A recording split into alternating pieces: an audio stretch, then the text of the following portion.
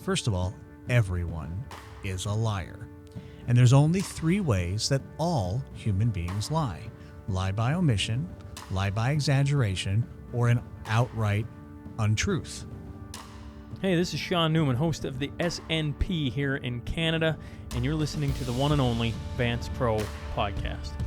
Welcome back to the podcast. I'm glad you're here. Today, we interview John Launius. John is a fascinating character. He walked into the studio and he had this little tray that he wanted to plug in. And before long, I saw him getting all these powders out to use sometime during our conversation. I didn't really know what to expect. John had mentioned when we were chatting before the podcast that he had some sort of expertise in incense, but I had no idea where this was leading. What you are about to see is us having an interview turn into a deep and genuine conversation, largely not because of my skill, but because of the sense that John put into the room.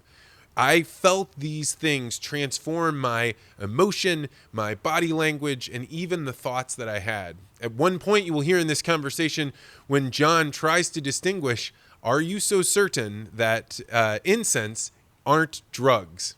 And after having had this experience, I'm not so sure because of how profoundly they changed my thoughts and behaviors throughout this conversation. My only regret is that you are not going to be able to smell the things that I smelled and have this visceral physical experience. But even still, I tried my hardest to be able to describe them to you so that you could imagine what it would be like, and you can go along on this sensory experience with us and have the amazing adventure that I just had. You'll notice right now that I am sitting on a couch. That's because we just did a legacy interview earlier this morning with a couple that came all the way in from western Kansas. The couple had 6 children and lived on a farm, and they came in to record their family stories, their history, their values, and the wisdom that they've acquired along the way as they fought to be able to keep their farm through the 80s, and as they raised these children in a farmhouse on sending them to a small school. You know, when they stepped into the room, they felt like they didn't have stories to tell or anything worth recording. They were just doing it because a family member said, I really want you to do this.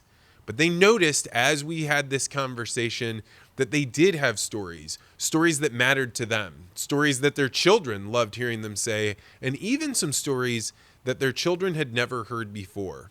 I'm excited to send this interview to them because I know not only will they have this interview to store and be able to pass down to kids and grandkids, maybe even great-grandchildren that might never meet them, but the experience of watching this video, this recording of their life at some holiday, will be something that will bring joy to their entire family. I enjoy doing these legacy interviews, but even more than that, it is a deeply valuable thing that we're creating together.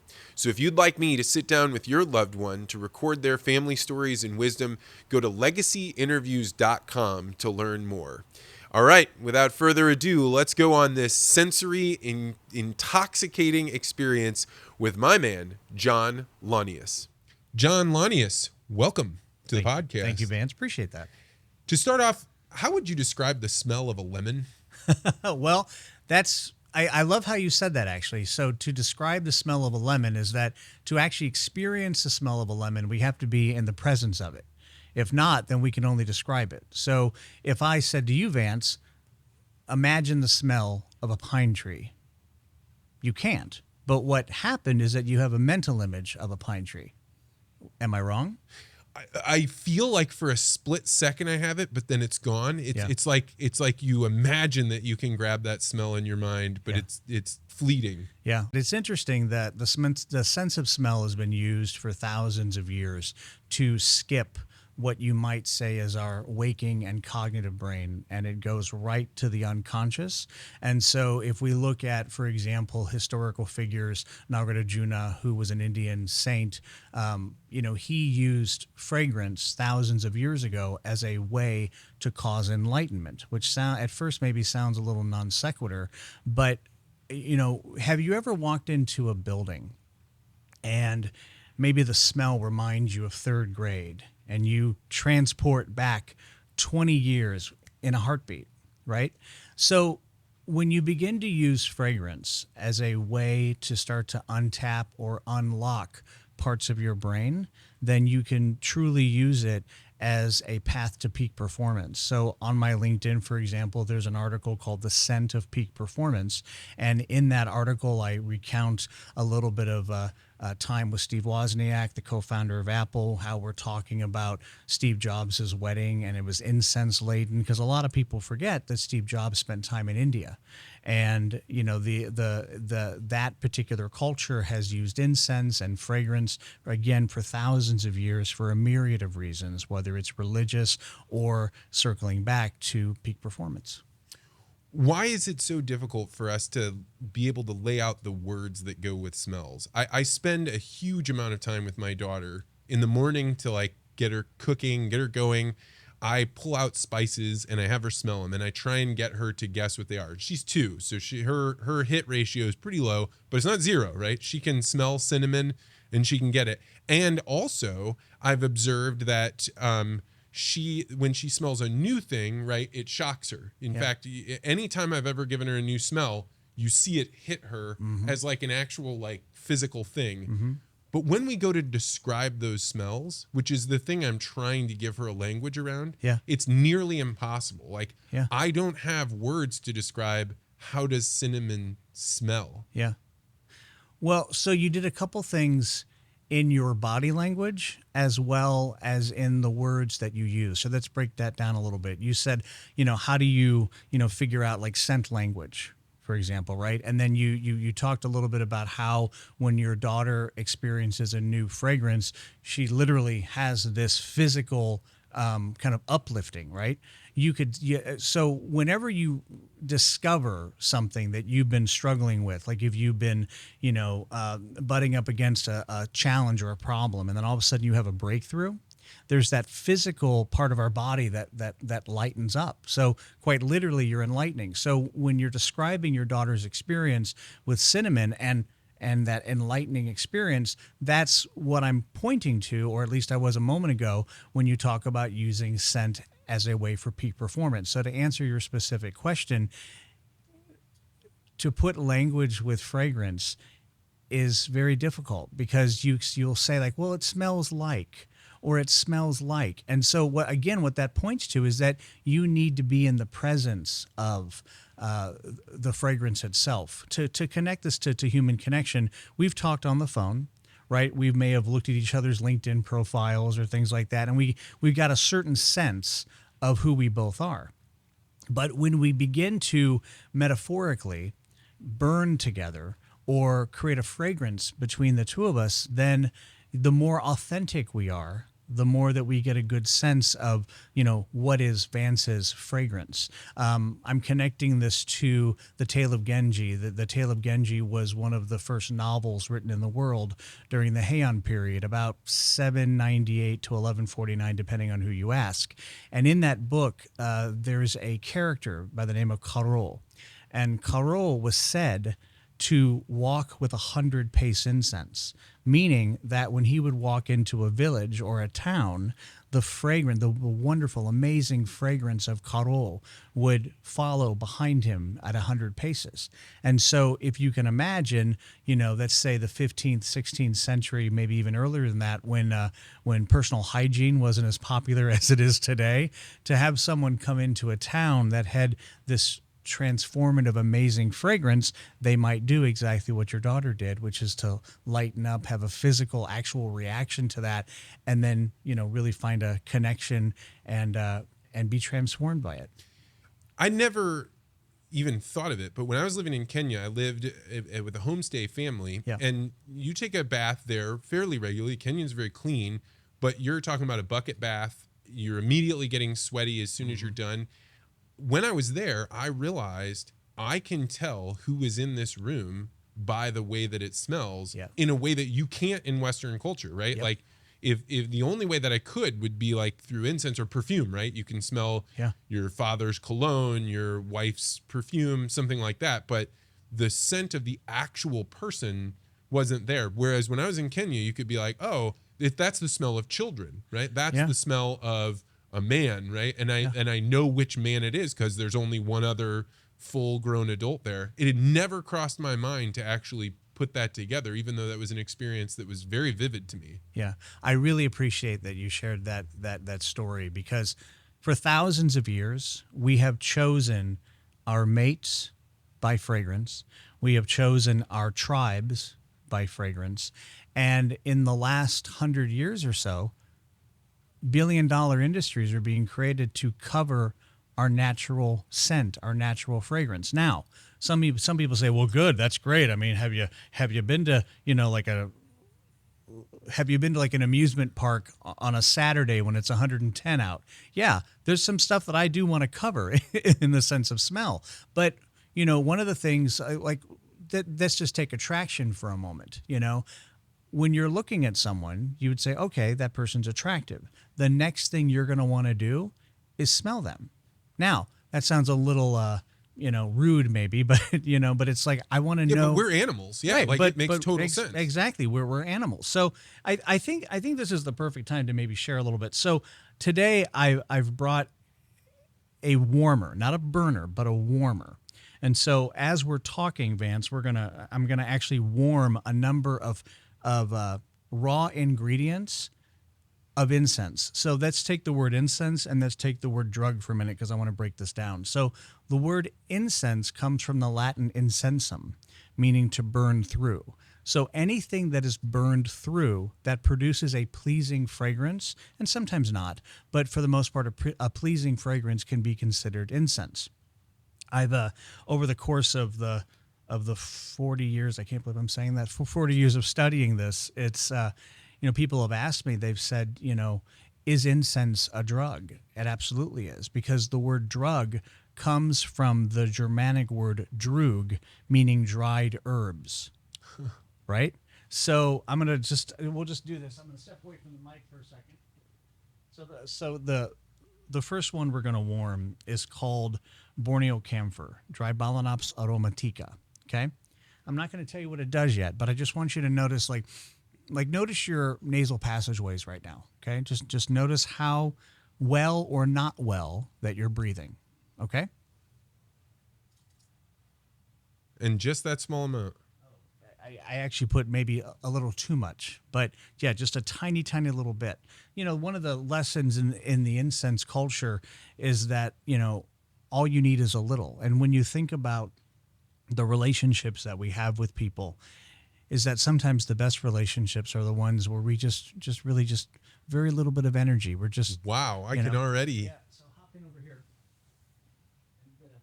and get right over it and get a little fragrance. Wow. So you say, wow. So what's happening with you physically?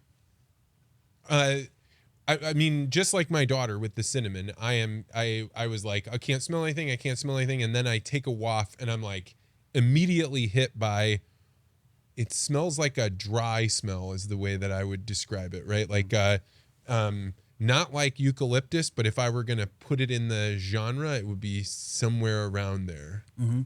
So Borneo camphor, Drybalaenops aromatica, has been scientifically proven to kill 99.9% of bacteria on contact. So if you'll notice, and I'm going to have you do it again here in a second, I want you to get a nice big whiff of that, just right, and then we'll talk a little bit more about.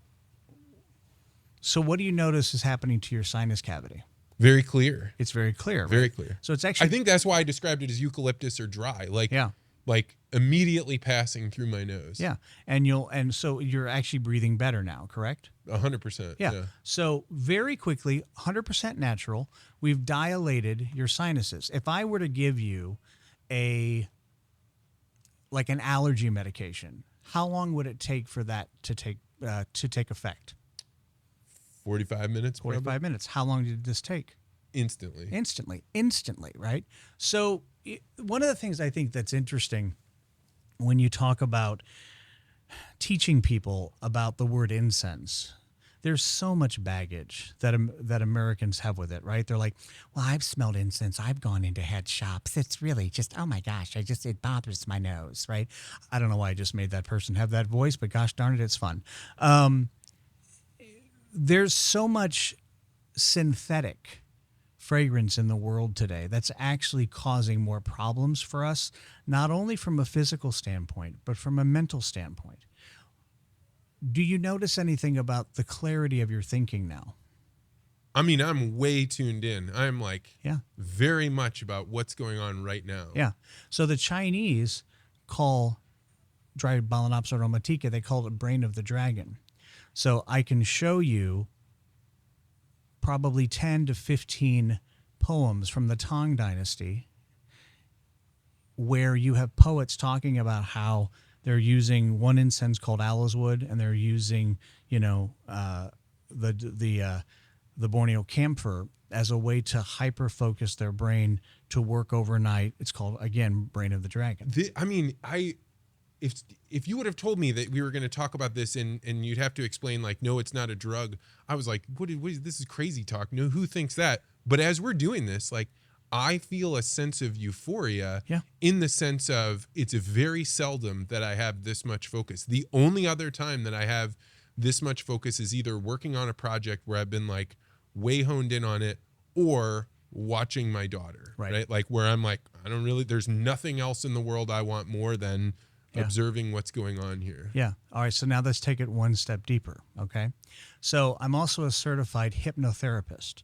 And so if, for example, we were going to have a stick of burning incense, so just everyone listening and Vance, just imagine that you've got a stick of incense burning and you're watching the smoke on a black background. Just start to imagine the smoke, moving, doing what it's doing, right? Very similar maybe to like how water, might move, right? So there's two expressions that I use in the experience that I give called the Incense Journey. One is called miso no kokoro, which means mind like water, and the other is ko no kokoro, which means mind like incense.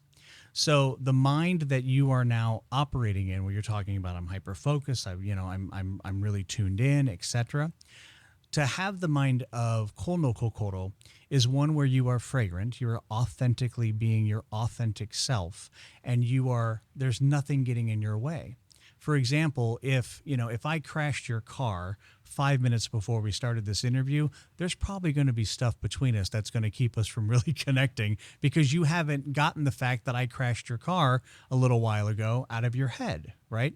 So when we look at every communication that we have, and I mean conversation, we're either A, trying to reduce our pain, or B, we're trying to expand our pleasure.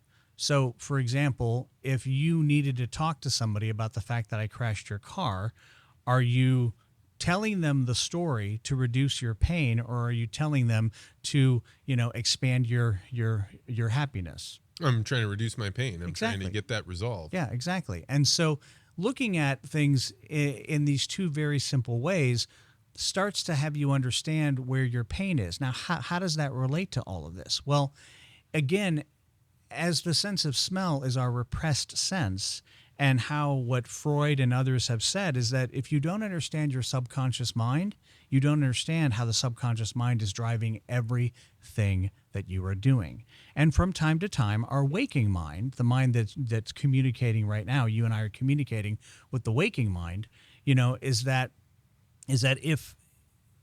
if the subconscious is not aligned with the conscious, this is where a lot of the problems in our life take place. So again, to talk about this whole journey. To that point, I think, when I think about parts of my life that are the most troublesome, they're the ones when I'm like, I just can't figure out why this is happening, right?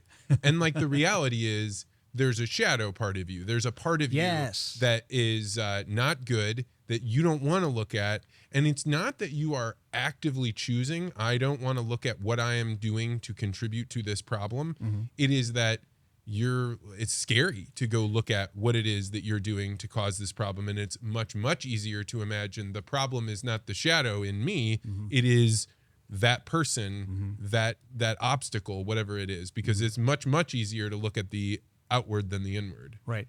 Well, what's really great about what's happening today in the 21st century that I would assert for the most part started during the 70s and 80s and somewhat of the 90s when you talk about the human potential movement that took place in America, is that when I now say the word mindfulness, people are like, oh, yeah, it makes a lot of sense. If I would have said meditation and mindfulness, let's say 50 years ago, people would have looked at me like I had three eyes, right? Well, it seems irreligious in some way, right? Say more about that. Well, I grew up in a conservative Christian town. There were 14 churches. Right. 60% went to a church that like didn't allow televisions in the house, and so mindfulness would be one of those new age ways to sneak non-Christian beliefs into your thinking, or at least that would have been the culture that I came from. So when I hear you say mindfulness, now I know what you mean. But 18-year-old Vance would have been like, oh, this is what they're trying to sneak in. I don't know. It sounds like a throwaway line for me to be like sneak in the devil, but it is like that is the perception. And I would imagine, I think my hometown was like what the 1950s was a lot like. Yeah. I'm guessing that is probably why people would look at you with three eyes. Yeah. Well, it's interesting that you use the word devil. So one of the talks that I give is called "The Devil Out by Fire, Smoke, and Incense," and it's actually looking at a lot of the literature from not only Christianity but many religions over the last 6,000 years that talk about how incense and incense smoke and fragrance, etc., expels the evil, expels the devil, expels demons, things like that. Now, for some people listening to this, it's like you may say, "Oh, is John about to go woo woo?" And it's not that at all. I mean, I think I meet a lot of people that might fall into kind of the woo woo category. If you look at me or you're watching the video of this, I'm in a tie. Oh yeah, I almost told you were a little square coming in here. Right? Like you got your tie on and you're doing great, but I'm just saying like. These two, you and what you're talking about would not fit together in my mind. Yeah, well, it's interesting. There's this expression that came up a number of years ago with my friends, is that they call me a shaman in a suit, and and so when you look at the word shaman, the word comes, it's Russian, or it's that part of the world, but it basically means someone who's responsible for the connection between the physical realm and, quote, everything else, right? So your thoughts could be everything else, because your thoughts manifest in the physical world, but they don't start in the physical world. They're starting and ending in many ways, obviously in the space between our ears. Now, that's the human brain, right? Now, we also know from the research that we have a heart brain. And we also know from the research that we have a gut brain. And so there's actually three brains within our body that are all either working in opposition to each other or in agreement with each other. The gut one I can see, right? Mm-hmm. I'm currently teaching my daughter how to be potty trained, and we're at the very first stages. And you have to, and it's really interesting because you forget that you yourself have I have a feeling, right? And I need to recognize, one, that feeling doesn't mean I should just squat down and go to the bathroom, right? It means now I need to do something about this. Right. And then you have an elapsed amount of time between there. But a child doesn't know this, right? So you have to make them aware that they are having this sensation. So when you say gut brain, I am right there right now trying to teach that to a child. But a heart brain, I don't know what that is. So the Japanese word for heart or sincerity of heart is makoto. And so I believe that this is Harvard and the Mayo Clinic over the past 10 to 15 years. There was this phenomenon that was showing up where when there was a heart transplant that would take place, when the heart transplant was done successfully and the patient recovered, they would start to all of a sudden display habits or preferences that they didn't have before. Like a young person might pick up skateboarding for no particular reason. Come to find out, that donor was a skateboarder. And so I would just say go to the internet and look this up, but there's a ton of research that's beginning to emerge that what the Japanese and what Asian cultures were saying for years and years and years is that there is the Makoto, there is the heart brain as well as the physical brain and the gut brain, and so moving all those three together, really creates some interesting dialogue. Yeah, I mean, I can see where the woo woo. You are balancing things, because as you describe this, it's very hard for me not to be like, no, that can't be right. But I have no reason not to be open to it, and I certainly believe that there are thoughts that are not driven by your logical brain, right? Mm-hmm. That there are, in fact, also raising a child, right? You see very clearly that human beings are driven by the emotions, and those emotions are in a series of impulses like electricity, right? You watch a child being happy, happy, happy. They realize they want cheese. Now the everything about them is about cheese. And at first you're like, oh, that's what children do. And then you're like, no. That's in me right now. I feel the same thing. I want cheese now that I'm thinking about it, but I figure out a way to tamp it down. And that's not your logical brain. But is that the heart brain you're talking about? So there's an aspect of that. And so when you were talking about, again, your daughter, the subconscious brain or the subconscious part of our mind stops developing around the age 13. So quite honestly, when we are using our subconscious brain, you're accessing a 10-year-old. Whoa. Right? So so there's this concept called imprints, okay?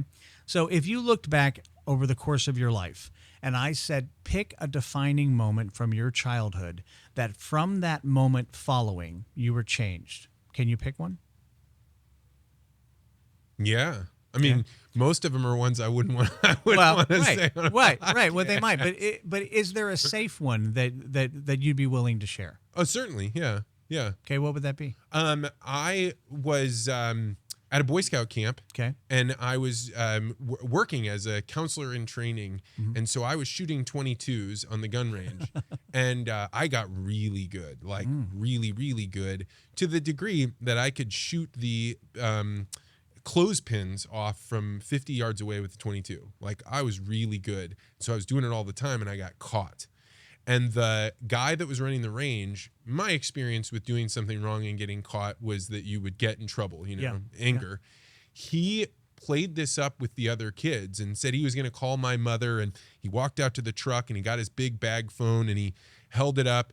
And I thought he called her, but I noticed right as he was getting started that the buttons were still lit up. So he wasn't talking. And he gives this big explanation, and then he hangs up the phone, and the kids are all watching wide-eyed. And then he says, your mother wanted me to give you this. And he gave me a pretend kiss on the cheek, right? And I realized in this moment that he was doing this big display for them because he needed them to not try and do what I was doing. Mm-hmm. But he was being eternally kind to me. I wasn't in trouble. He made a joke of it. He actually made me look like a god in the eyes of these other Boy Scouts. Yeah. And it imprinted on me a level of compassion for other people that I didn't have before that day. And in fact, then from that day forward, would always look for chances when I'm really angry or I've found some way, like, what's the compassion moment I can do here? Yeah. Does that fit? That fits. So that's a positive imprint. So that particular experience from your childhood has set up a particular way of being that you are now as an adult with as many people as you can be. Would that be correct? 100%. So here's the other side of that. When you talked about your shadow self a little while ago, right?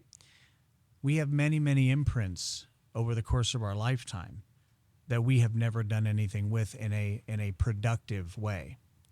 So if we're relating all of this specifically to hypnotherapy or incense journey or things like that, is that I can use different types of incense and fragrances to unlock parts of your subconscious mind, because I've been working with this for 40 years. When I was 9 years old, I started studying two things: world incense and martial arts.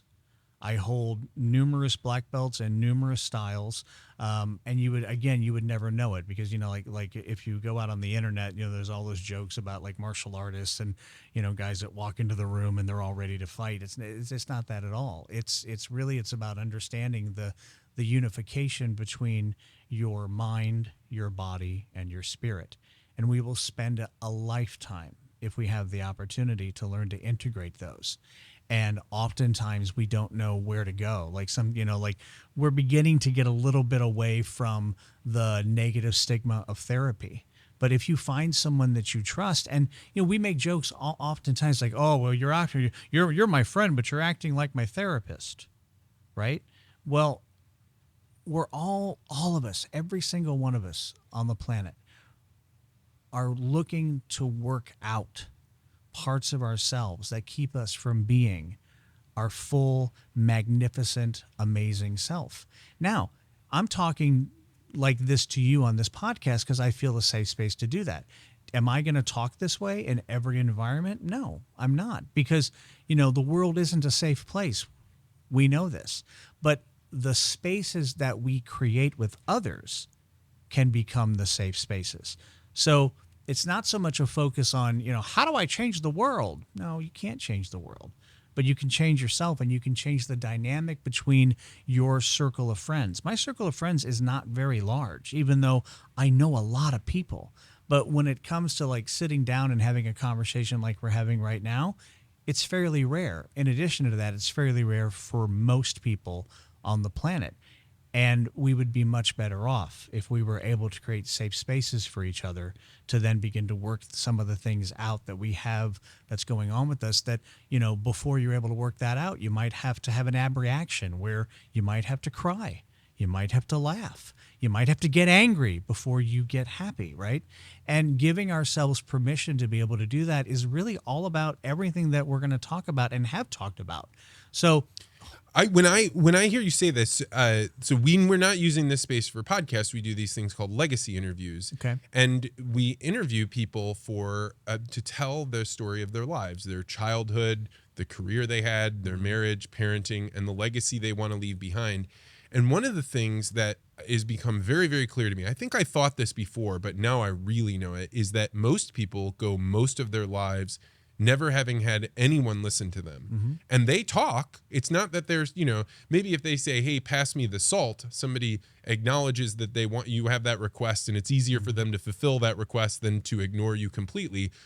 But about the things that they're thinking about the perspectives that they have, about how something, struck them, they never have that. And so when you do this for an hour and a half, people finish and they are either like, oh, this was the most contemplative meditation I've ever had in my life, or they look like they've just jumped out of an airplane, right? Like they just went skydiving and they just had an exhilarating experience.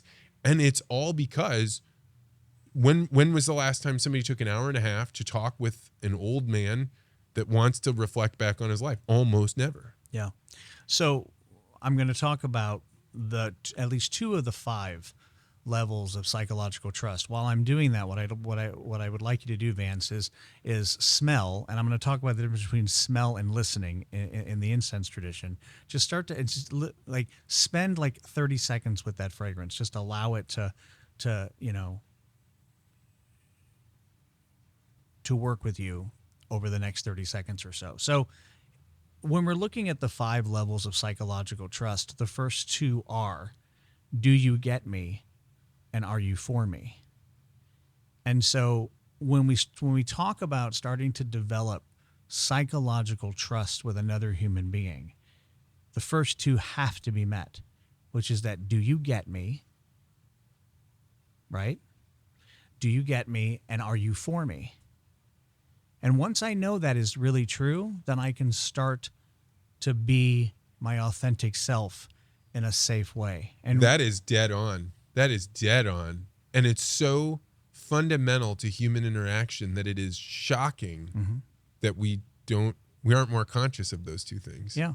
And when you think about, people that may wear certain clothes or do certain things to keep, you away from them. Like if if we imagine the punk scene from the 70s, right? With the big, collars with the sharp points on it and, and all that. It's like, in many ways, people were dressing that way. Yes, to be unique, but yet they're all in the same group looking the same. But it was also that, don't approach me. There's so much fear, that with that, there's an expression called, that which you resists persists. So this goes back to the mizo no kokoro and the ko no kokoro, is that mizo no kokoro, mind like water, is that, water is content with the low places that people disdain, yet it nourishes all things. Ko no kokoro, if you have pure fragrance like what you're smelling right now, which we're going to talk about here in a moment, ko no kokoro is that if you're being your authentic self, what happens is that you, the person I'm talking with, begins to mirror me, and you get authentic. And so when you meet somebody who's like, Vance, I run 3 companies and, I've got a couple $1 million. Well, you're going to already be on edge. You're not going to trust the conversation that we can have because you're not clear if I get you or if I'm for you, for that matter.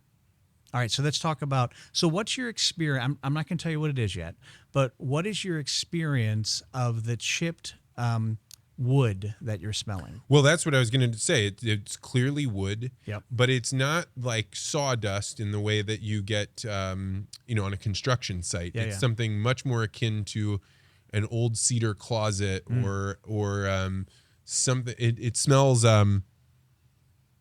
like longevity. Like it smells like something that has is alive because it smells, but is still been around for a while. Do you have any sense about what it is? I would have said like a balsa or a cedar or something like that. Okay. So you're right. It is a wood, but what that is, and you're going to know this word when I say it. And so that's the reason why I'm kind of drawing this out, right? Sandalwood. Oh, okay. Yes. Yes. In fact, I get shampoo because I like the smell of sandalwood, but I didn't. That's funny. I didn't know that. Yeah. So that sandalwood that you're holding right there is called Old Mountain sandalwood. So I'm going to put it on the warmer.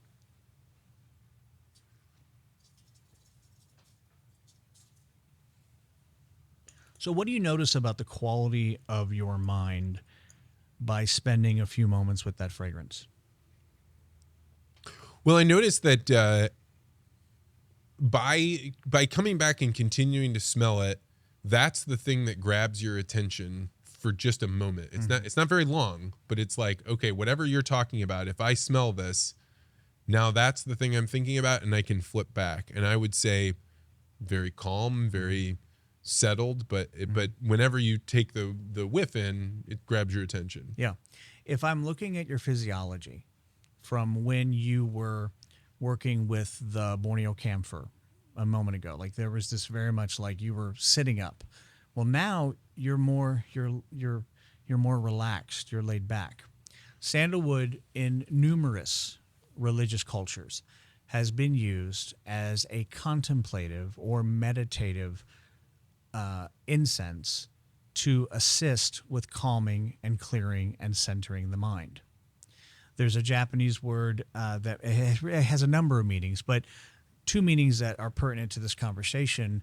Shikaku is the word. Shikaku, it means dead angle or it means eye of the hurricane. Okay? So a dead angle in martial arts is where you want to be because it protects you from being hit. The more metaphorical or philosophical expression, which is shikaku, eye of the hurricane, is that most people, and you see this every day, and like no offense to big box stores, but if you go to a big box store and you watch people walking around, they live in chaos. You can just see it. It drips from their being. So if most people live in the chaos, in the outer edges of the hurricane, one of the things that we can assist our fellow humans with is moving out of the chaos to the center calm of the hurricane. Because once you're in the center calm, there's a lot more pressure, right? When you're in the center of the hurricane, but then you can begin to move the hurricane and create a new path for yourself. So one aspect of the study of incense, the study of fragrance, hypnosis, all of that is bringing people back to their center calm. that we were all born with, that we all have we have a memory of it. Like we remember being children and being at calm or at peace. Now, there are exceptions to that depending on the kind of home that you were grown up in and things like that, but we've all been able to see that when we were children, there was a different level of calmness or clarity than where it is now when we're adulting. So, you know, when you begin to look at a way, like, here's the thing. When it comes, so hang on a second. Are you getting Oh yeah. In fact, like it was pronounced, right? When you first get it, you're like, wait, am I smelling it? And then you're like, yeah, I am. I really am. So do you see any smoke? No. No, none at all. So, so let's talk about soradaki and soneko for a second. In the Japanese incense tradition, there's two types of incense burning, soradaki and soneko. One is for devotional purposes and the other is for just enjoyment. But the Japanese, who were essentially a culture that was the last to receive incense, and what I mean by that is that as Buddhism spread, Japan was one of the last countries to get Buddhism. And Buddhism is synonymous with incense, and it comes from a very old sutra talking about how in the Buddha's world, everything is fragrant like incense. Now, for people that aren't Buddhist, you might say, well, how does that relate to Christianity? Well, there was one, in the history of Christianity, there was the tradition of calling Jesus the panther. And why would they call him the panther? Well, the panther lies in wait and uses its sweet breath to actually attract people. Okay? So what's interesting about the fact that you're seeing no smoke here is that the Japanese developed, and I'm not going to, this is that conversation alone is probably 45 minutes, right?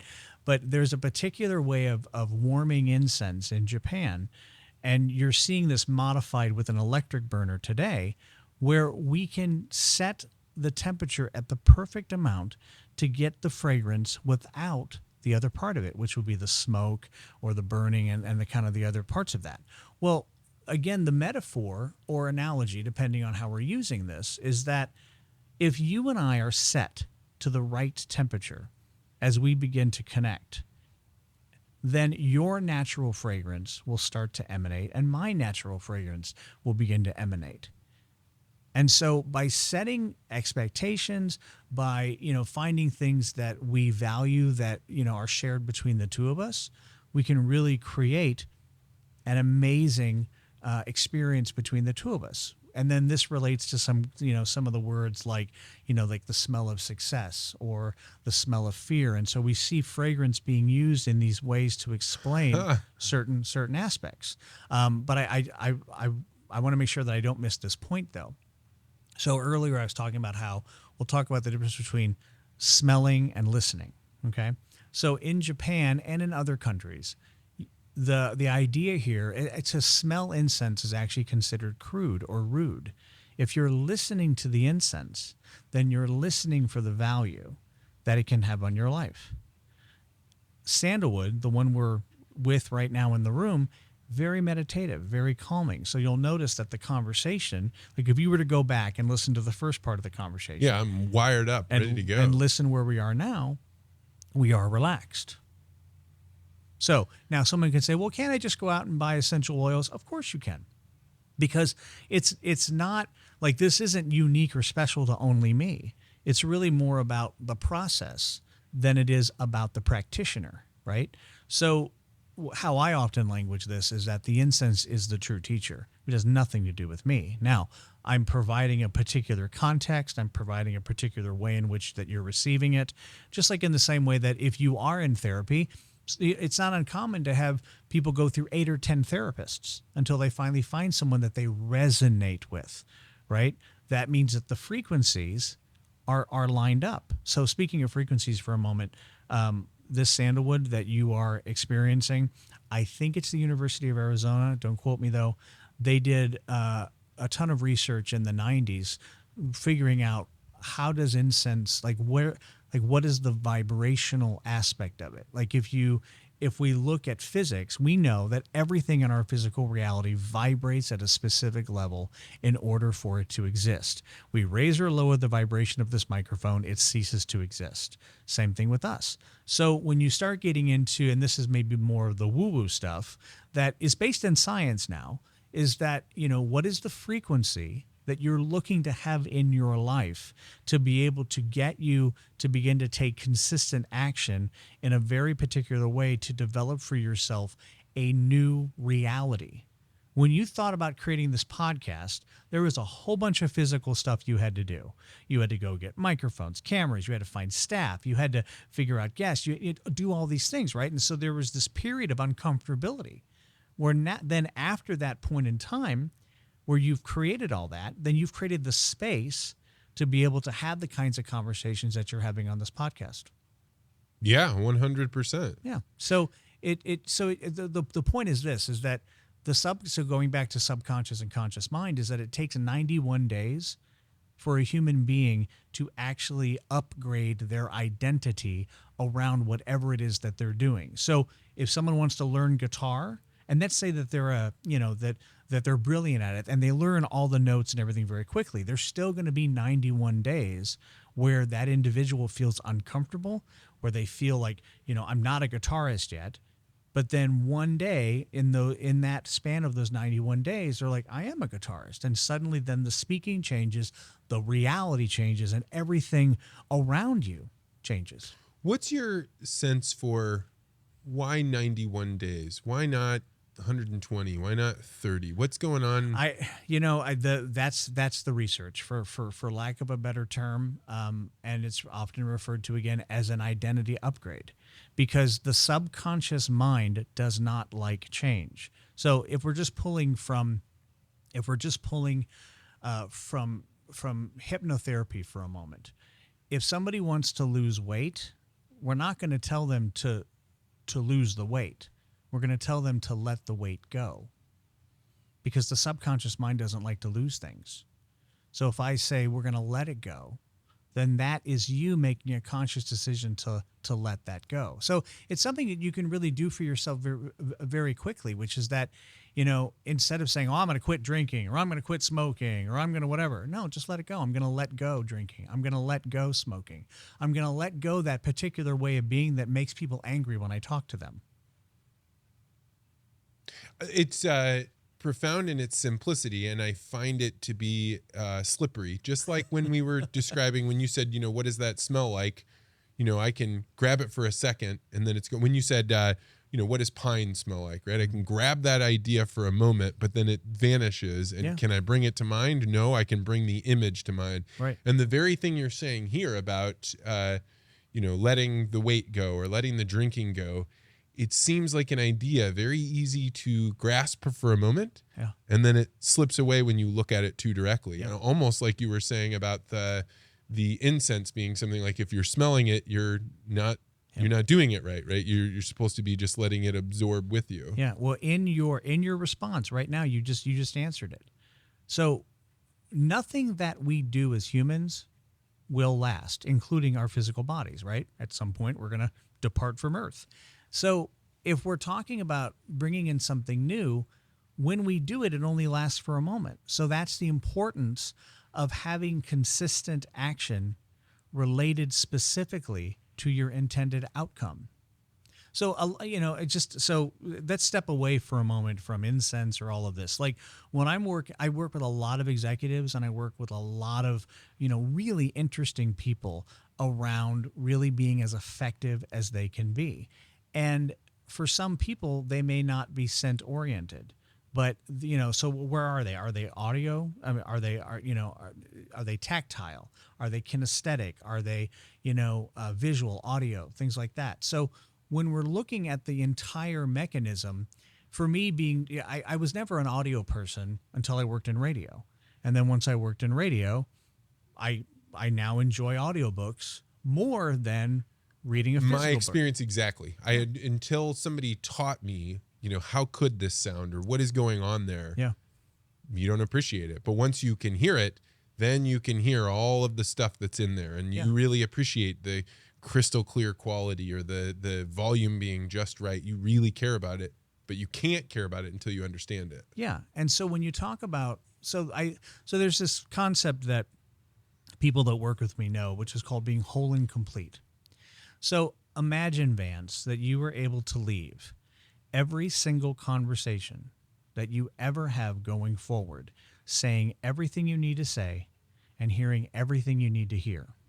And you could leave every conversation. How do you think that would transform your life? I mean, it would make you feel much more stable, much more like you knew what you knew what you had to do, and you were completing those things because you understood. Yeah, you'd also be leaving baggage behind. Yeah. So much in life, we are not given the ability to hear everything we need to hear and say everything we need to say.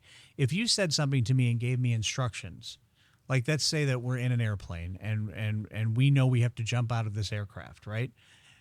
If my arrogance is getting in the way of hearing your instructions of how to pull a parachute, that could be problematic for me, because I may not pull the parachute at the right time, and then I may end up hitting the ground and, cease to exist, right? So being whole and complete is one big aspect that involves the incense, the martial arts, the work I do, as a hypnotherapist, the work I do as an executive coach, the things that I do in a whole number of areas to have you, not me, you become the most effective and productive that you can be based on what you want. There are some people in the world who are content to get up, have their, breakfast, watch some TV, and that's all they really want out of life.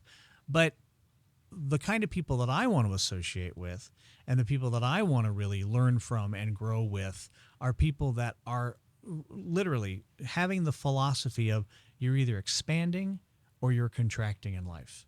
I learned this when I had my first business, back in the 90s, which was that even if I didn't sell anything in the course of the day, I still had lights on, I still had payroll. So, one could say that you're either always expanding or you're not. Or if you're just standing still, you're contracting. And so one of the things that I'm always asking people or having them look at is, where do you want to grow today?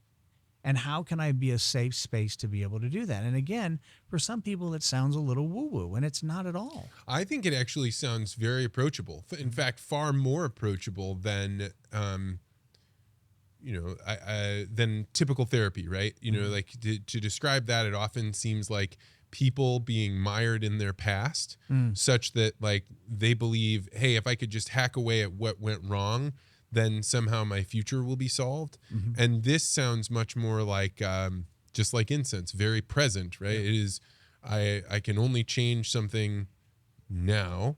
Yeah. And much of that is about my perception of things. Yeah. I want to go back to the thing you brought up about, what if you could have a conversation, every time you had a conversation, you could say everything that you needed to say and you could hear everything that you needed to hear. Mm-hmm. How does one get closer to doing that? So it's a practice.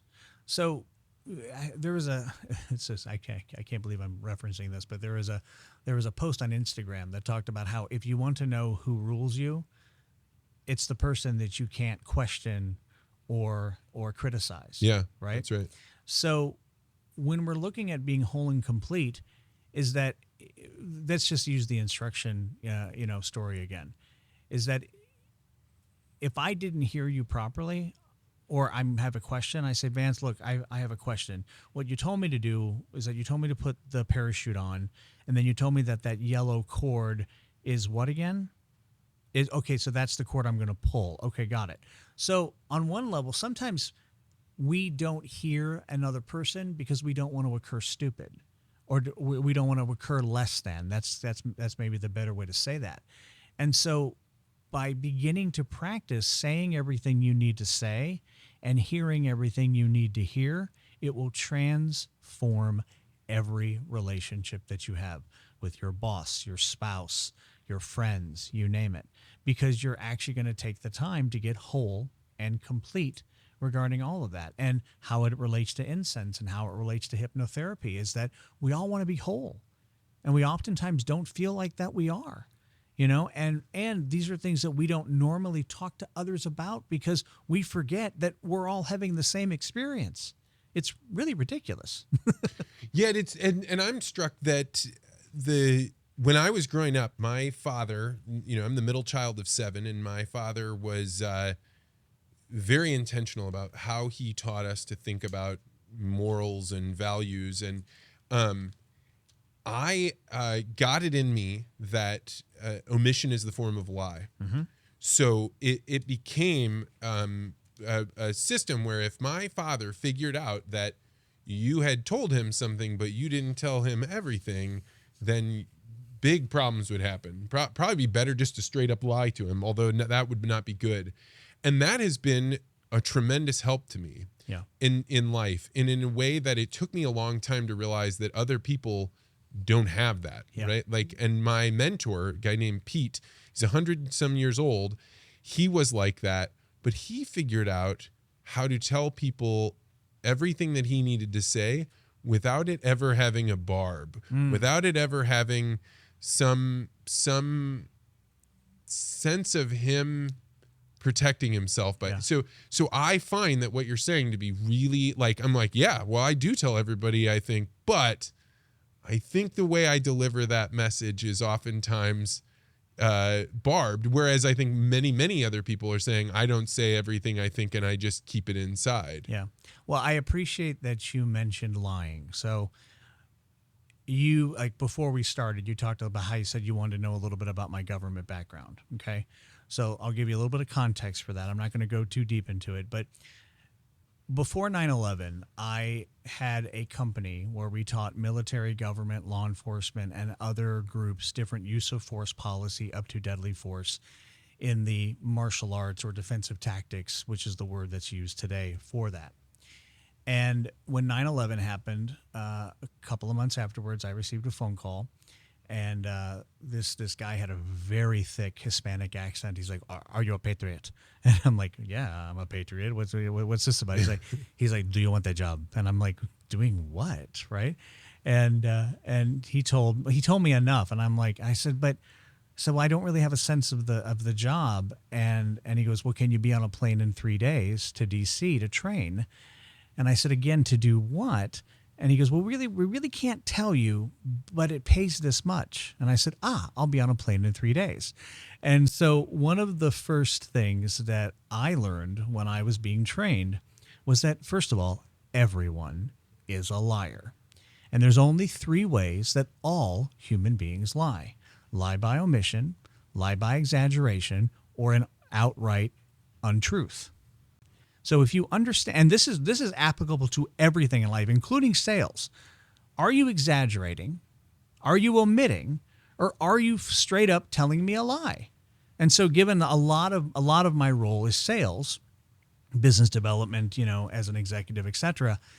When I'm talking to somebody, it's like, are you wasting? Just tell me yes or no. I don't, well, maybe I'll get with you next week. Words like maybe, I'll try, things like that. Those are all forms of lies, right? But lie by exaggeration, lie by omission, or an outright lie. And once you begin to start to listen to people in that way, it will change not only how you communicate with people, but how they communicate with you. So, not a joke, whenever I hire anyone, the first conversation I have with them is like, "Hi, okay, so we're going to be working together. I just want you to know that every human being is a liar. And I want you to know that all of us will do this. We will lie by exaggeration, we will lie by omission, or we will tell an outright untruth. My request is that you don't do that with me." And the reason why that I'm saying this to you is because I listen in that way, right? How we listen is often the reality that gets created around us. How we listen is how the reality gets created around us. Is oftentimes how reality gets created around us. So if I'm listening for your greatness, Vance, what's going to show up? Yeah, my greatness. Right? If I listen for like my mistrust for you, what's going to show up? The things that the flaws and right. Because you're flawed, I'm flawed. We're all flawed. Yay! Right? So it's a lot of this is giving ourselves permission to be our whole selves. And there's many ways to do that, Like, if you happen to be Christian, fantastic. There's a path for that. If you're Buddhist, fantastic. There's a path for that. If you're Hindu, if you're a Sikh, if you're, all of that, there's all of these particular structures. What's interesting for me is that given that, again, starting at 9 years old, studying world incense traditions, that means that I have had to study every single religion and culture that relates to incense. And guess what? All of them have it. Yeah, I mean, you put a new smell in here. Yeah. And when I was readjusting my seat, I caught a whiff of it. I was like, oh, that smells like church, right? Catholic church. All right. So I love that you say, then I take it that you're Catholic? We grew up Catholic. Okay, yeah. got it. Perfect. All right. So I love this connect. So the Imprinted Catholic. Imprinted, yeah. So the incense that's on right now is called kaifi. What is kaifi? Kaifi was the main incense of the Egyptian culture, burned 3 times a day. And what's inside of kaifi, one of the many ingredients, is frankincense. Frankincense obviously relates to frankincense and myrrh. If you're Catholic, you have been in the Catholic Church when frankincense has been burned. And when I give lectures or public demonstrations, I can always tell you who the Catholics are. Because they're like, oh my God, you know? I mean, it does. It smells like, oh, this is going to be a long mass. This is going to be a long one. Well, what's interesting, though, is that so I have a thurifer friend of mine who was trained in the Catholic Church. Thurifers obviously create, the burners, the swinging censers, right? And the quality of the frankincense that the Catholic Church burns for the most part is lower quality. Hojari is actually the best, or one of the best forms of frankincense. It's almost like a yellowish green in color, and it's like a visual image might be the size of a dime or like a nickel, right? If you look at most of the incense that's burned in the Catholic Church, it's very small little pebbles, like fish rocks, right? Like in a fish. Yeah, they just take a spoon and sprinkle it over the coal. Well, so kaifi was also considered to be a healing combination of fragrances that was burned throughout Greek and Roman times. If we look at Caesar and some of the other rulers, quite literally, they would have tons and tons of frankincense be brought in. So let's talk a little bit about frankincense from a medicinal standpoint. When you burn frankincense, the smoke actually kills bacteria. The smoke actually helps your lungs. The Mayo Clinic is using frankincense to help with lung issues and lung cancer.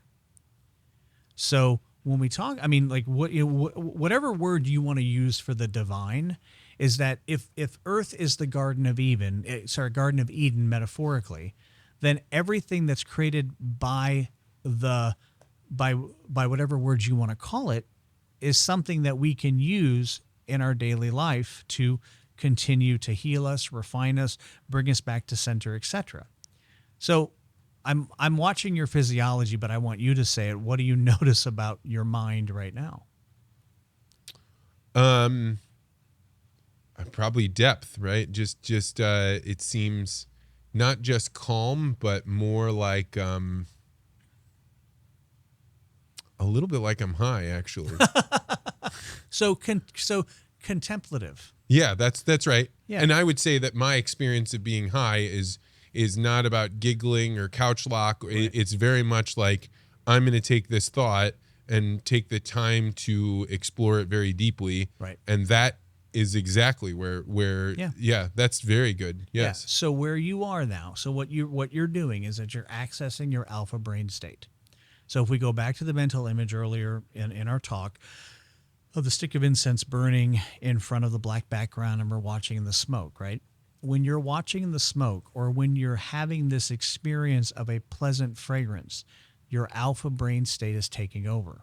The alpha brain state is also the brain state that when you're focusing to putt on a green, that's the alpha brain state, which is in many ways the reason why the people love golf, yes, for the game itself, but also the mental clarity that begins to emerge from that because of the way that the way the Hindus would explain it is samadhi, single pointed concentration.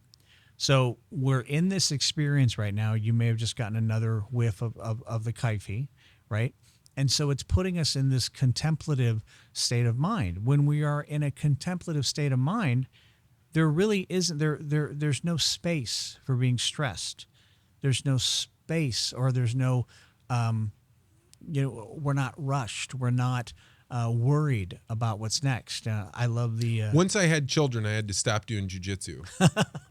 But I was doing jujitsu for quite a while, and the thing that I miss most about it was you would leave on Wednesday night and nothing could bother you. Nothing could be wrong. You were in total focus. And it was because, you end a jujitsu session by rolling with other people. And the goal is to get them to submit you, and you're trying to submit them. And so you aren't thinking about what I'm having for dinner or what happened earlier today or what's going on tomorrow, because the present moment is 100% it. And I would say the experience that I'm having right now is the same one as I had driving home from jujitsu, which was always the best 20, 25 minutes of my alone week, and never had time like that, but that's what this is. Yeah. And so if we connect that to hypnotherapy for a moment, when you have a productive session, and I would say right now we're having a productive session because your mind has gotten to a place that you enjoy, that you feel centered with, etc. Would you like to guess how long a hypnotic suggestion or a hypnotic state will last for most people? Just a few minutes, I'm guessing. So if you're actually giving a suggestion and what's referred to as a hypnotic prescription, and you begin to practice that, it's about 72 hours. Oh. So when we get into a good state, so long as you're continuing to represence that on your own, you can hold that very powerfully for about 72 hours. Now, every time that you're hypnotized, you can go deeper and deeper. And so there's evidence that shows that it can last a lot longer. But again, when you're taking people out of, and I'm going to say mostly Americans, because we have such a weird amalgamation of thoughts and ideas in the United States, which is great. But, if I go back to the first part of the conversation regarding incense, is that one of the first things I do when I give a public talk is I say, how do you associate incense? And you get the jokes like the 60s and marijuana and whatever. And, when I was in college, I used to burn incense and cover the marijuana smell, which is funny because it didn't work. It doesn't work. It just doesn't work, right? The reason why that you think it does is a little thing called olfactory orientation, which is that once all of your receptors, in your nose, for to not use the scientific terms, is that once all those receptors are used up, you don't smell it anymore. Which is the reason why that when you walk, like if you just cooked something, after a while you don't smell it anymore. You walk outside, come back in your house, you're like, oh my gosh, the house smells like onions and garlic. And it's because then you've cleared that out. Again, that can be used as a metaphor or an analogy for what we do in life. If you're mired in constant stress, or you're in an abusive, narcissistic relationship, like I do a lot of work with people that are, getting over the trauma of being in narcissistic relationships. There's like now with the advent of social media, the statistics begin to show that at least 50% of the population now is exhibiting some form of narcissism. And if you haven't studied the damaging effects of narcissism, just go out on the internet for 5 minutes and you'll start to see that. And so we as human beings all have aspects of ourselves that can have that.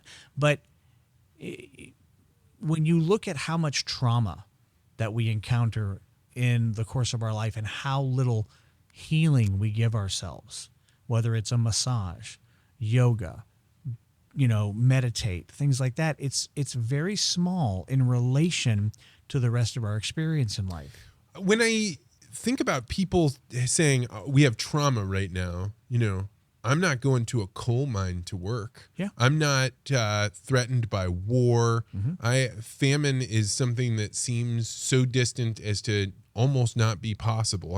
I'm certain that it is actually possible.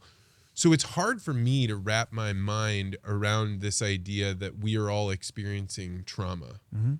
I get it. I hear you. And that may just be how you're orienting yourself. Like you're not going to allow yourself for that. But depending on where you fall from a political standpoint, you know, you might watch either CNN or Fox, And let's just say that you're more of a Fox watcher than you are a CNN watcher. If you spend 2 hours watching Fox and then go over to CNN, you're going to experience some trauma based on the thinking and based on where that is. And so essentially, when we're talking about trauma and pain, it's really where, our boundaries and our values have been trampled upon, for lack of a better term, right? And so some of these things are obviously necessary. Like stress is something that's necessary. If you want to build your body, right? We all have muscle, but I need to create stress, i.e., resistance, for you to build that. But what trauma is existing in your life that if we removed that, or you removed it is the better way to say it, how could you be much more effective? I assert that if you look, and we all do this, if I removed this from my life, I would be much more effective. If I removed this way of being, I would be much more effective. And so some of the things that we don't see as trauma maybe aren't, because how we hold it, right? And again, not everybody is in relationships that are abusive. Not everyone has a bad boss, but everybody has experiences with others where you're like, you know what, I got to work with you, but I don't really agree with your values. And that's where a lot of the strife begins to emerge. So I think long story short, and just kind of putting a button on this, is that when because I oftentimes don't feel that I have a lot of trauma, because I've done a lot of this work over the years, right? But when I ask myself, okay, what part of my personality, if I remove that, can I be much more effective? And it could be watching less television, because certain TV shows will cause a mental trauma for us based on what it is. Like, I don't watch horror films because I don't need that stress in my life, I also don't like it when I'm watching a TV show and like a character, is going through an uncomfortable, part of like a relationship or something, or they're being like rejected, by a man or a woman, depending on what the situation is. It makes me feel uncomfortable. Why would I want to put myself through that? Now, there's reasons for that, but I pick and choose. I curate my life. I think that's a better way to say this, is that if everyone started curating their life, then they would automatically start to find where they could be more effective in everything they're doing. I completely agree with that about the concept of curation, because when you start saying, these are the things I want to allow my mind to think more of. There's a guy named Eric Huell who I've had on the podcast a couple of times. He's written a lot about dreams, and he talks about how television is basically faking out our dreams to not be like the purest form, that instead what we're doing is right before we go to bed, we're watching some story that our brain is piecing together because it can't distinguish between our lives and this make-believe life, and so it's really distorting our dreams. And I started to take this seriously about like, hey, well, what am I putting in my mind in order that the 8 hours, not all of which you're dreaming during, but part of it, significant portion, what can I be putting into my mind so that my dreams are better, more fulfilling?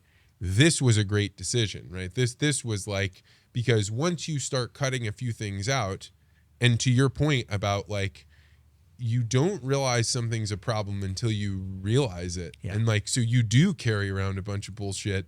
You do carry around a bunch of things that don't help you. And whether or not you label it as trauma is not actually the important thing. The important thing is that you identify, I'm carrying around this stuff. Yeah.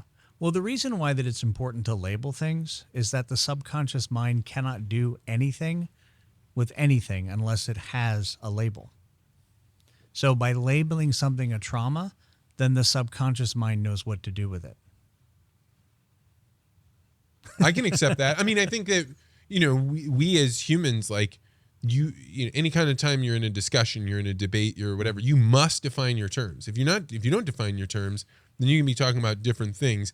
And really, I believe a significant portion of human experience, maybe all of it, is the experience of sharing something with another person, having the understanding, like, I'm a primate that is living on this rock that I shouldn't be able to see you, right? It just happens that somehow through the course of evolution, this little set of tissue is able to grab, this tiny part of the electromagnetic spectrum that is visible light, and we can see each other and we can communicate, and I'm experiencing all these things.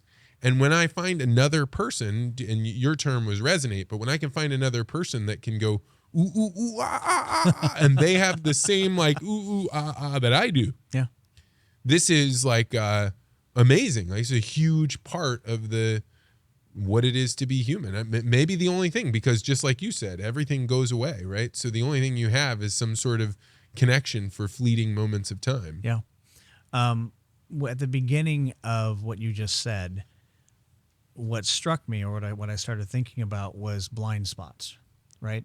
Part of the reason why that we choose the people that we choose to be our friends is that they either magnify or they allow us to conceal the blind spots about ourselves. And that's one of the beauties of having a coach or having a therapist of any kind, is that individual starts to have you look at the blind spots that you don't even know that you have. Now, if you don't want to go out and get a therapist, you don't have to. A lot of my therapist training came from my work with fragrance, because by warming, burning, whatever words you want to use there, things are going to get unlocked in my subconscious and conscious mind that allow me to look at that. This is 100% true. Like, I cannot believe how much the smells of this. I'm like, audience, hear me now. Go out and find a way to do this smelling thing, because it is profound how much it's opened up in this conversation. Like, we can still talk about your book, but we were going to talk a lot more about your book and your like other, special forces training. But just the very act that we've been doing this smell has gotten us to focus way more on the inside, being way more patient about time and about how quick the conversation moves. Yeah. Well, I want to be very clear. You said special forces. I have never been. I'm sorry. I've never been special forces. I just want to make sure that my SF friends know that I am not that, and I have great respect for the training that those gentlemen and other military personnel have done and gone through. Well, you mentioned the book, and I just want to. So first of all, do you know what the fragrance is now that's on the warmer? No, the only thing I can say is it's closer to perfume than the other things. Okay. Like, it smells more beautiful, I think, is the word that comes to mind. I love that you said that. So that's pure frankincense. Okay. Pure frankincense. And notice you said beauty. Yeah. Those were your words. Yeah. Right? So when I give a talk, I will oftentimes give a talk on the difference between Christian and Jewish incense, and why would I do that? I once had a participant in southern Missouri say to me, "Now listen, man, I don't understand. Now, what does Jesus have to do with the Jews?" And I said, "Well, you realize that Jesus was a Jew, right?" "No, he was a Christian." I said, "Well, no, the naming of that happened a little bit down the road." The reason why that I point that out is because there's a lot of misconceptions around actually which religions used incense. Incense was a part of Judaism until the fall of the Second Temple. Now, it's written that when the Third Temple emerges, incense will return. There's a whole bunch more to this, but when you talk about, so again, let's go back to the incense stick burning in front of the black background. Imagine the smoke rising, okay? The pyramid texts in Egypt talk about how that frankincense and other resins are the sweat of the gods, okay? Back when there was obviously pantheism and things like that. But when you are wanting to give devotion to whatever name you want to call the divine, when you're burning incense, what happens to your attention, to your awareness? It starts to move up, because you're watching the smoke rise, right? You're putting your face to the heavens. And so I think one of the interesting aspects of beyond the smell of incense, beyond the use of incense in in all religions for that matter, is that there's this other aspect of ourselves, our higher self. There's a number of other words for it, but we oftentimes are not given the opportunity or the structure to continually access our higher self. And again, this is what this is all about. So to connect this to what you were saying just a few moments ago about my book. So the book that I wrote in 2020 is called The Life and Times of Missouri's Charles Parsons Between Art and War. And this is explained in great detail in the preface, but when I arrived at to WashU in 2006, after 5 years working with the U.S. Department of Homeland Security and other agencies post 9/11, one of the first things that I was tasked to do as the person responsible for security and training of the Sam Fox School of Design and Visual Arts at Washington University in St. Louis was the collection itself. And so the director of the museum, Sabina Ekman, asked that we get out all of the 19th century art that had started WashU's art collection. And once everything was laid out, there was a lot of art and artifacts from the 19th century, specifically owned by a gentleman by the name of Charles Parsons. Charles Parsons lived from 1824 to 1905. He was a banker, financier. He was a Civil War colonel. He was best friends with General Sherman and General Grant. He was one of the early founders of the American Bankers Association. If you've ever seen the mummies at the St. Louis Art Museum, 2 of those mummies he purchased in person in Egypt in 1895. One of them is the finest mummy outside of Egypt, and it's happens to be in St. Louis, and it's called Henet Wejabu, and she was a singer in the temple of Amun, and it's gilded, meaning that it's been layered in gold. And she's the only non-royalty mummy that is gilded, which makes it extraordinary. So back to how this relates to incense is that as I was looking at the table of artifacts, I walked over and I saw what's called a kogo. And a kogo is a container that holds chipped mixtures. And to have it, when you're talking about the incense culture of Japan, to have a kogo, a little bit, you're refined. You're having an object that's holding something of value, i.e. the incense, and it was labeled as a bowl. That's not a bowl. Then there was a Tokugawa incense burner. How do I know it's a Tokugawa incense burner? You could see the Tokugawa crest, and you could see the Buddha, and you could see 16 of his disciples around the bowl itself, or around the incense burner. I'm making the joke because it was labeled as a bowl. It's not a bowl. It's a Tokugawa incense burner. And then there was a bowl from a porcelain painter by the name of Yabu Maizan, again, labeled as unknown. Not uncommon in the 19th century. Many collections at art museums around the world are just labeled as either unknown or what it might look like. But I went to the director and I said, that's a kogo, that's a Tokugawa incense burner, that's an okimono of a komoto, which is a Japanese incense master. And she's like, yeah, but it says bowl, and it says this, and it says that. I said, yeah, but the accession record is incorrect. And she said, write an essay. So by writing an essay, what happened was that I came face to face with Charles Parsons. He is an extraordinary 19th century business leader who used business to improve education. He was an abolitionist. He was against slavery. He was doing all of these progressive things. Like this is like when you talk about things being woke today, he was what was called a wide awake in the 19th century. There was an actual paramilitary group, an early part of the Republicans that actually ended slavery, that said we are wide awakes and we are progressives, and those were the people that got Lincoln elected. So this book is the amalgamation of 10 years of research. And the reason why it relates to today's conversation, I'll have you thumb through this as we're chatting because it relates to everything we've been talking about, is that chapter 9 in the book is called Fragrant Curios. And I'm on chapter 7 getting there. Oh, also, I just saw a picture of Harriet Hosmer. Harriet Hosmer is an extraordinary female sculptor.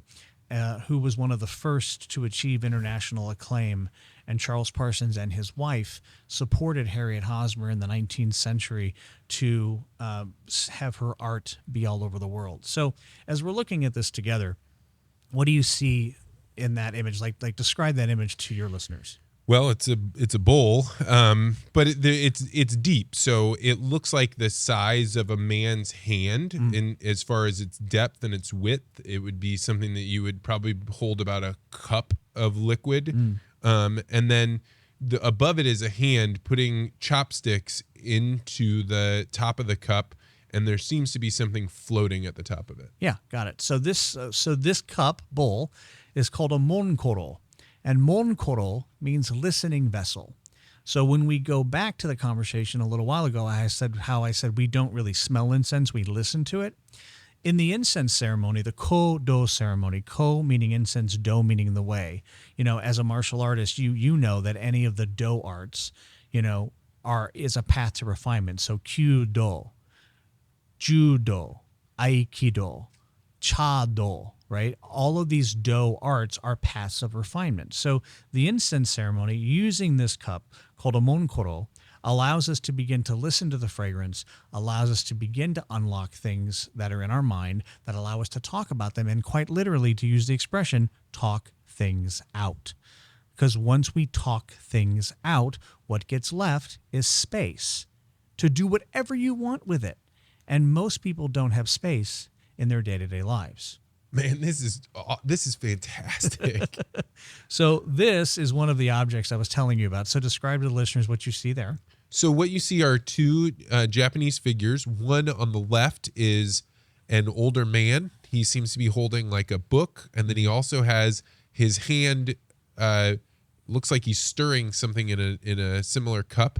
And then to his left, there's a little boy that is also holding a book, only his book is open, and he appears to be writing or sitting at the knee of, a parent or some kind of master and trying to learn from him. Yeah. So what you're seeing here is that this is a komoto. Does he look like a samurai?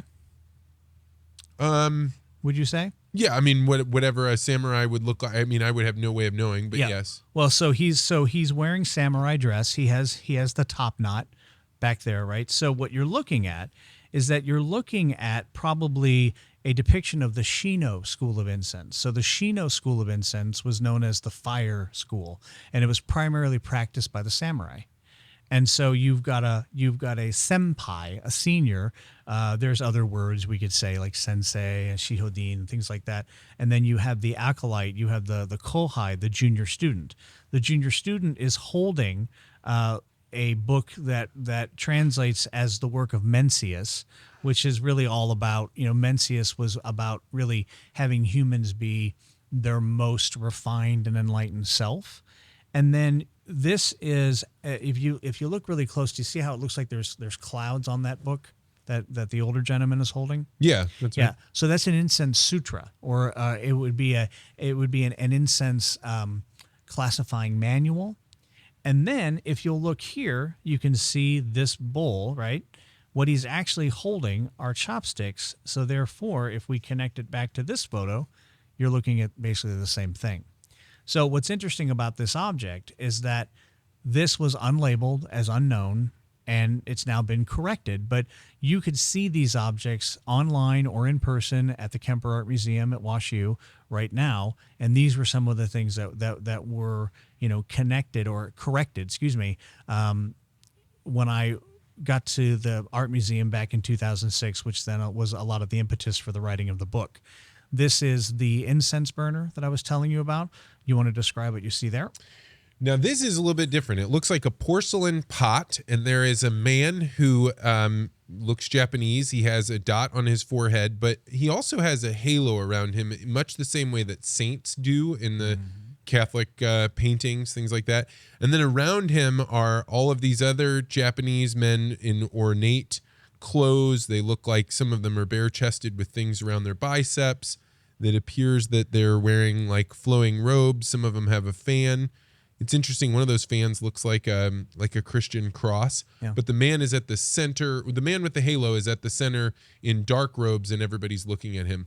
But he doesn't look particularly fit. He actually kind of has rolls on his stomach and stuff. It makes you kind of So what you're looking at here is you're looking at a Tang Dynasty depiction of the Buddha with the 16 disciples of the Buddha. Now, one can say, but wait a minute, I thought only Jesus had disciples, right? So there's this connection in Buddhism and in Christianity where we see similar iconography over the history. So you said you were raised Catholic.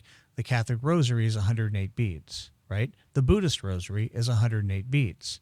Matteo Ricci, who was a missionary, I think in maybe the 10th century, when he got to Japan, he thought that the devil had beaten him there, because when Matteo Ricci shows up, he's like, wait a minute. We've got incense, like in my religion. We've got bells, like in my religion. We've got red robes, like in my religion. We have the rosary. They have a thing called a mala, same number of beads. The devil must have beaten me to Japan. And so it's a wonderful story about how, wait a minute, how do we have these connections? How do we have these similarities? What is your sense for how we have this? Well, that's probably another 3-hour conversation. But in short, I think a lot of that is the Library of Alexandria. I think that because we know that there were Buddhists and Christians and a number of different philosophies, taking place at the Library of Alexandria. A lot of people don't know or don't remember that when you landed in that port where the Library of Alexandria exists, the officials would get on the boat that you showed up in, and anything that was considered academic, writing, books, etc., they would take them off of the boat, they would copy them, and then give back the copy to the boat and store the original in the Library of Alexandria. And unfortunately, it burned. So who knows what we lost from a human standpoint. What is the lesson to be learned from the Library of Alexandria? Well, we need to back stuff up.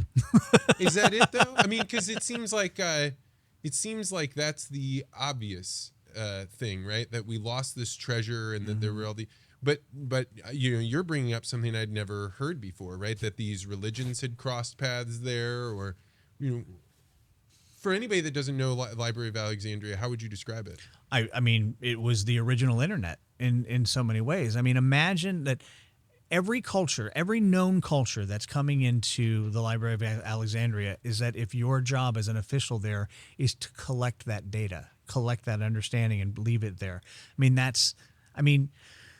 This may explain the reason why, like when you start to talk about people like Graham Hancock or Randall Carlson or different people like that, where how do you explain these maps that map out Antarctica before it was frozen? How do you map out, how are there maps that have existed that map out parts of the world that we supposedly weren't at until somewhat relatively recently? Well, the idea is that we have probably forgotten more as a human race than we remember. I mean, there's now and not to sound a little out there, but there's now enough evidence to begin to really build a case for the fact that there may have been advanced civilizations prior to 12,600 years ago. If you look at the amount of peer-reviewed papers now that exist in talking about how we have all of this evidence of, massive flooding, how do you explain the 200 cultures from around the world that have a flood myth, who maybe have never even had any interaction with the Bible talking about, the deluge or the flood? I mean, I think there's a lot more to this, but to keep it focused on the conversation today, where I speak from regarding incense and fragrance is that there's a 6,000-year history and tradition of incense that we know exists because the pyramid texts, like literally written in stone, talk about incense and its benefits.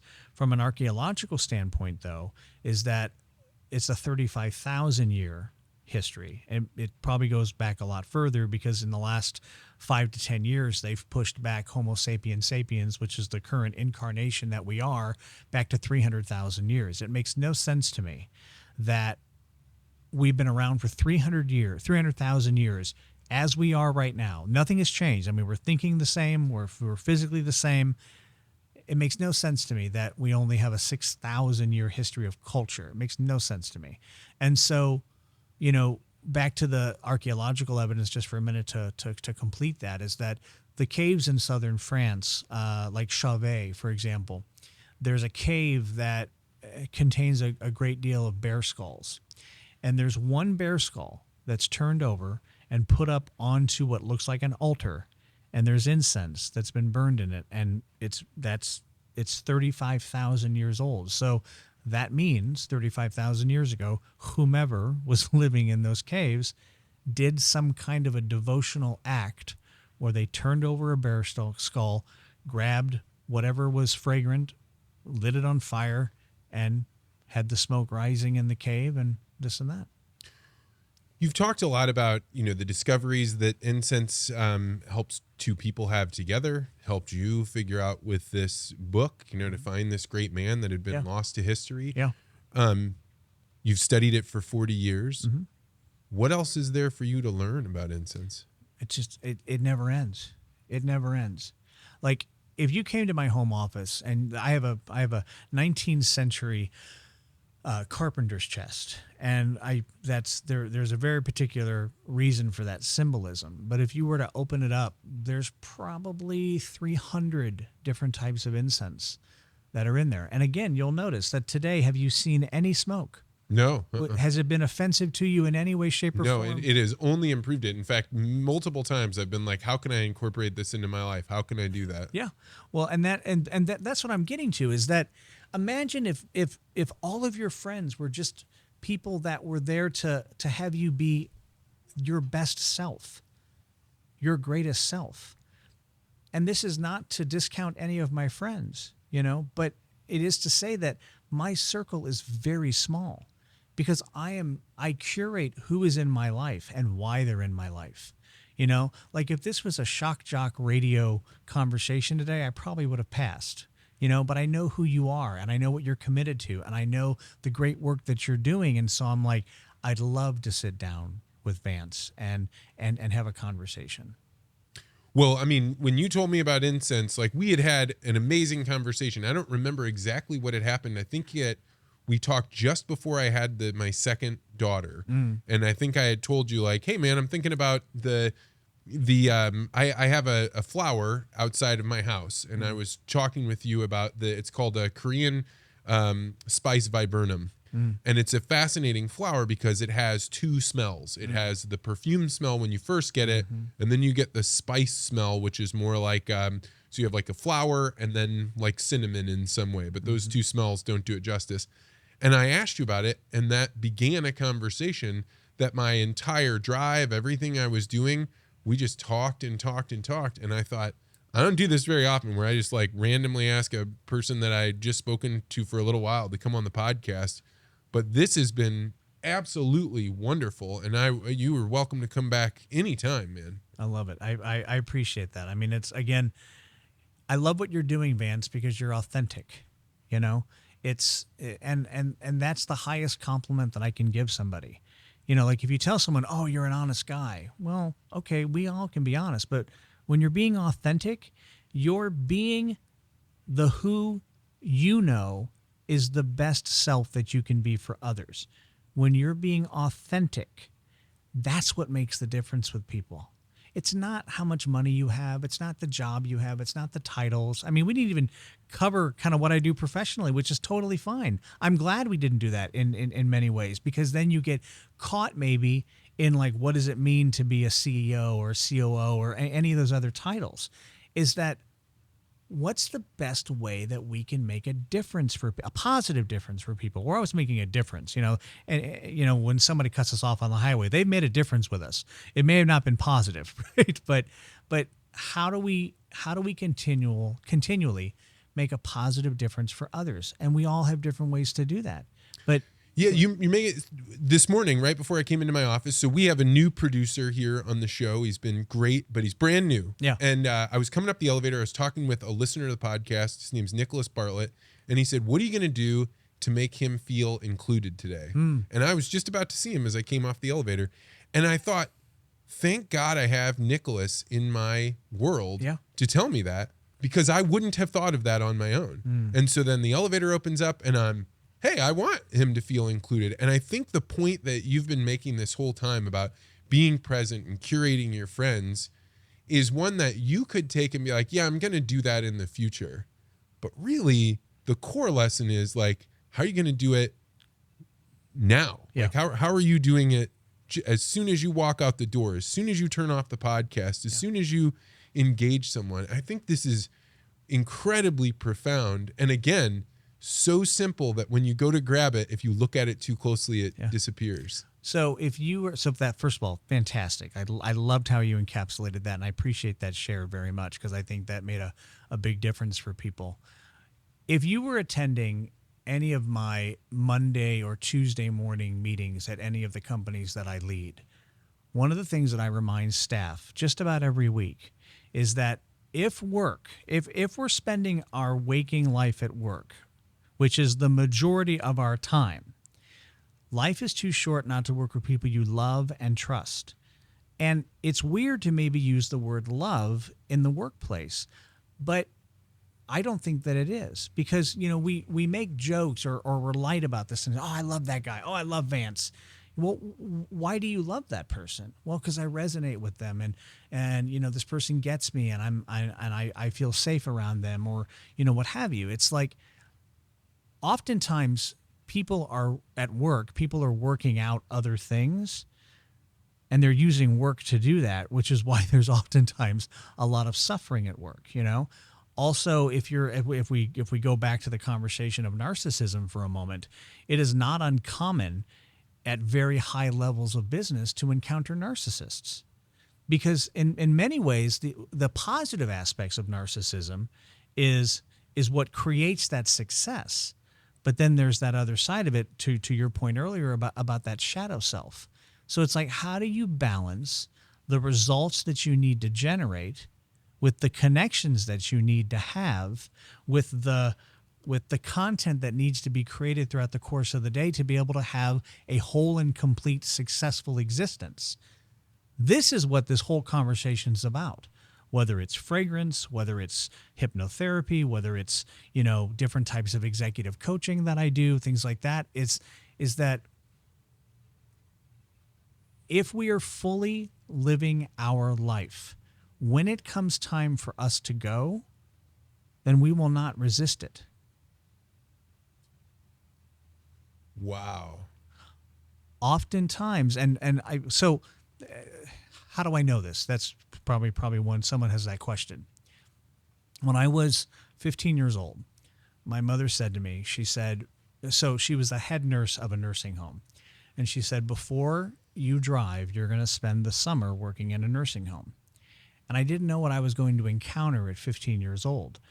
But the amount of people that I interacted with who were in the, quite literally, days or moments toward their transition, when you sat and talked with them and listened to them, part of the reason why that they were still holding on was that they were attempting to get something resolved for them before they could go. When you talk about death and dying, if you look at the work of Ross, for example, oftentimes family members will wait until the people that they want to say goodbye to are present. And the last piece I'll share with this was that in 2015, my father passed away. And when he was in the last few days of his life, he had lost his voice. I couldn't speak with him anymore.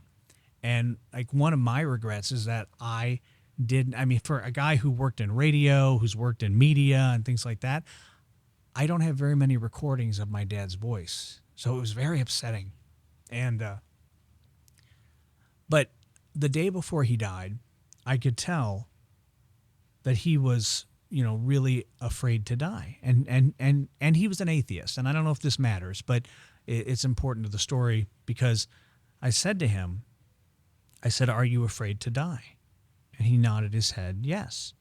And I said, "All right." I said, "May I play for you a short lecture by a gentleman by the name of Alan Watts, who was a philosopher who passed away in 1973. And he nodded his head, yes. And the speech I played for him was called Going Over the Waterfall. And essentially, in this particular short 4.5-minute speech, Alan Watts talks about, he says, when it's time to go over the waterfall, you just go over the waterfall, just like anything else. And you can't stop it. You just go over the waterfall. And there's a lot more to this. But if you know Alan Watts' voice, that's my best Alan Watts. It's good. Pretty good. I know it. And when it was over, I said, "Did that make a difference for you?" And he nodded. And he was gone the next day. And so oftentimes, and I don't normally talk about this, especially on something that's recorded or that may live forever on the internet, right? But I think that one of the I'll use the word karma. Like one of the karmas of my life is that my grandfather taught me when I was very young is to leave people better than when you find them. And that is one of my imprints. That's one of my seminal moments where, when given the opportunity, like if you're a jerk to me, there's a great part of my personality that will come out called the jerk.